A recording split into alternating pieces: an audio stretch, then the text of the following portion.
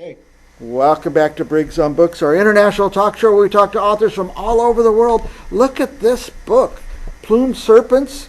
We're going to meet the author of Plumed Serpents, and he's written book 2, something about Quetzalcoatl. Let me see if I can find the author. We'll bring him in. Where are you? There he is. The author is Adolfo Rico. Welcome, Adolfo. Thank you. Now tell our Good to viewers. see you again. Are you from? You said California? Yeah, Yeah. Los Angeles County area. Oh, nice. Is it sunny or rainy today? It's sunny today, believe it or not. Yeah. Now, I know we've had you on before Yes. regarding this book. Here's the cover, Plumed Serpents. Ascension. And you come out with book 2, is that right? Yes, I did. Yeah, tell us, first of all, they're all about Quetzalcoatl? Yeah, in a parallel timeline. Oh, I gotcha. It's like a fantasy? Yes, but it's a fantasy. Yes. But Quetzalcoatl, is that a traditional thing from Mexico? He's a Mayan Aztec god. I shouldn't have said traditional, I should have said mythological, or... I Yeah, don't know. mythological, yes. All right. Let's start a little bit with the first book, Plumed Serpents. Tell us a little bit about that, and then we'll talk about book 2. Okay, book 1 introduces the protagonists, antagonists in a timeline before the last ice age. Mm. And so think of like U.S. and USSR against each other, superpowers during that age. Nice. There was a marriage that's supposed to have been done, a pre-arranged marriage. But Quetzalcoatl's brothers interfere with the plan, which causes nuclear holocaust. So everything's wiped out and everything starts over again. Nice. Fascinating. Now, writing in another realm, I don't know how you guys do that. You fantasy writers, you must have an incredible imagination, but are there a lot of things you have to keep track of to keep the continuity of the story going? Yes. Hey, sometimes forget where I'm at. It's like, wait, we have to go back. You have to go back. Sometimes the character could end up in the wrong place if you're not Yes, careful. I got that happen. Yeah, and I've had readers catch those things. So now, when did this first book come out, Plumed Serpents? Came out last year in October. October, yeah. Not even a year ago or over a year ago? About a year ago. About a year ago, yeah. And then you set out writing book 2, or did you write them both at the same time? Both almost at the same time. Yeah, that's neat.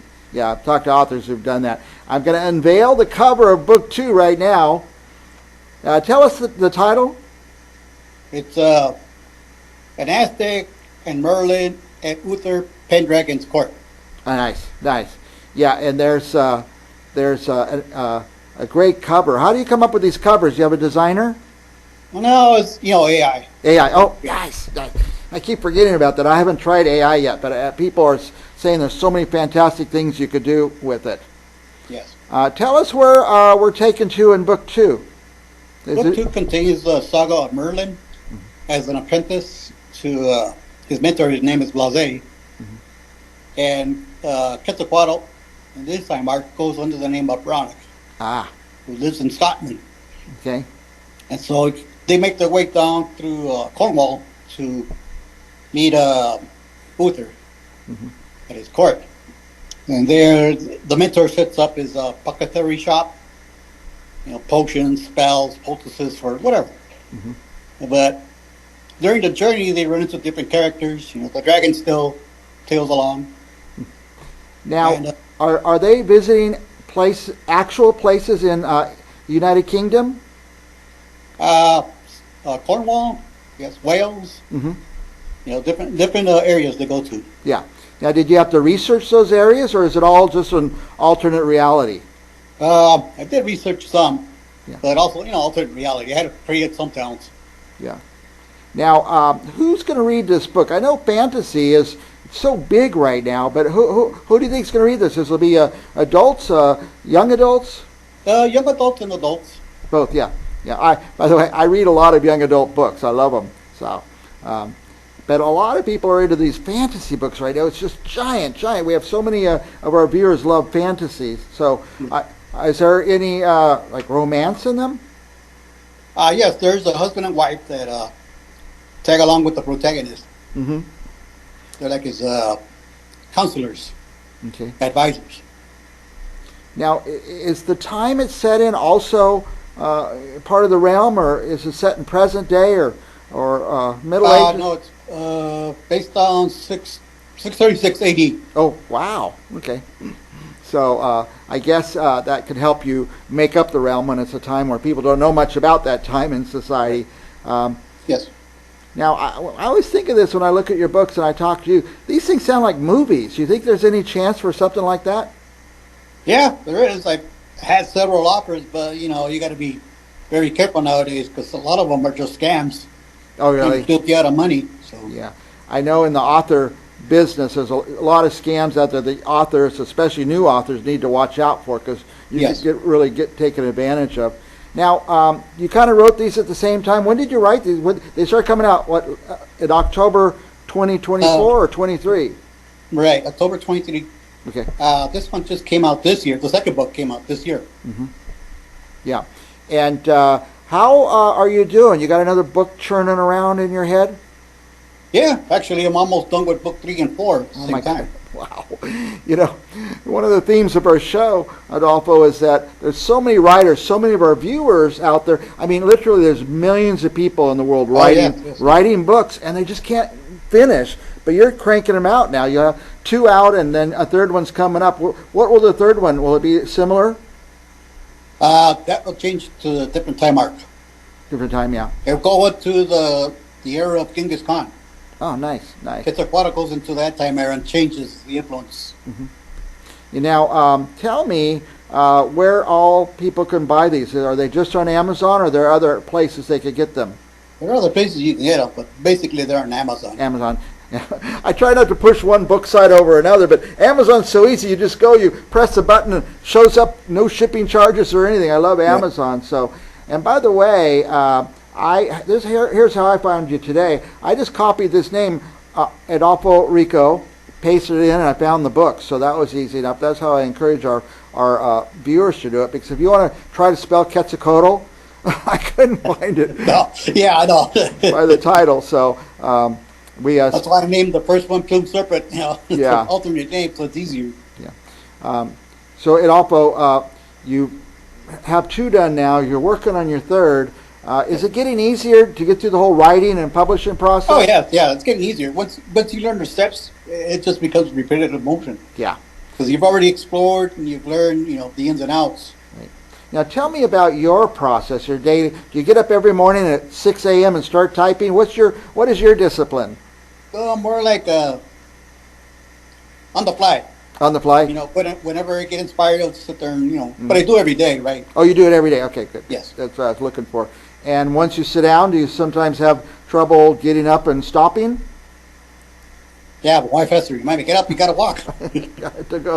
Time to go. Now, how can you, it's just such a popular genre now. I guess the best way to do this is just put it out there on Amazon or wherever and say it's, what do you call it? Fantasy? Or what? Yes, science fiction, fantasy. Science fiction, fantasy, yeah.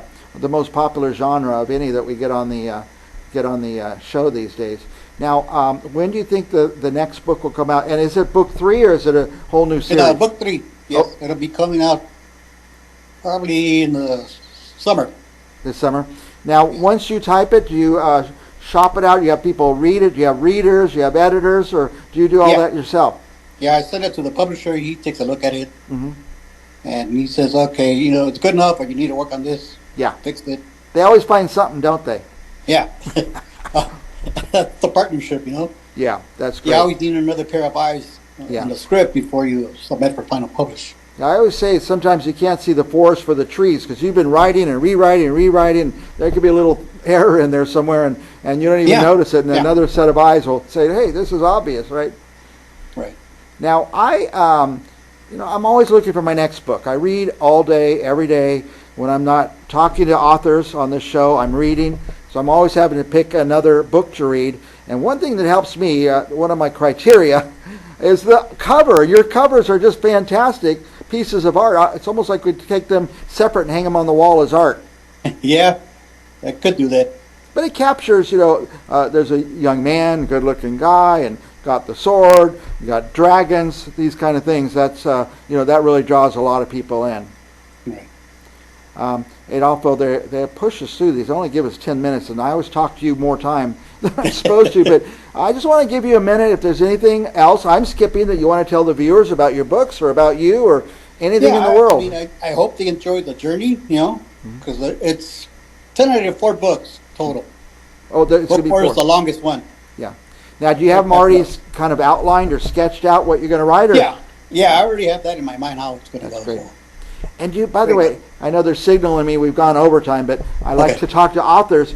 Do you have a way of tracking the characters to make sure they're in the right place at the right time? Yes, I use an app called Obsidian. My son told me that. Yeah. So that's where I put all the characters in there, a little brief bio about them, so that way I can keep track, like I said. Yeah, I'll look for that, because that's the biggest problem a lot of authors I talk to have, is just keeping track of who's where and what's happening, and make sure the wrong guy isn't kissing the wrong girl or something like that. Yeah, exactly. So. Well, Adolfo, I always love talking to you, and you're a fascinating guy. And I want you to come back again and again. Whenever you want to come back, just send me an email. We'll get you back on the show. Okay. And for our viewers, I'm going to leave you with this, the new book. Say the title again of the new book. It's an Aztec and Merlin and Uther Pendragon's Court. Okay, very good. And for our viewers, don't go anywhere, because we're going to be back with another author from somewhere around the world right after this. Thank you.